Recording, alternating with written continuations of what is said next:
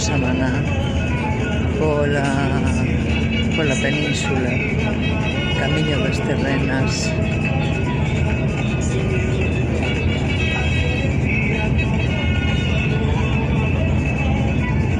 Volve a haber elevacións no terreno, suaves, cobertas de vegetación.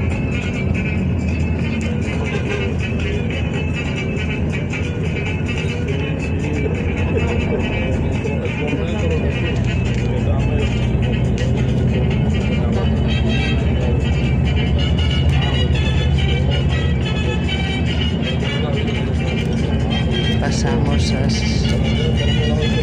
as terras de cultivo que debían ser arrozales pola pinta e volven as ladeiras non tan escarpadas como antes.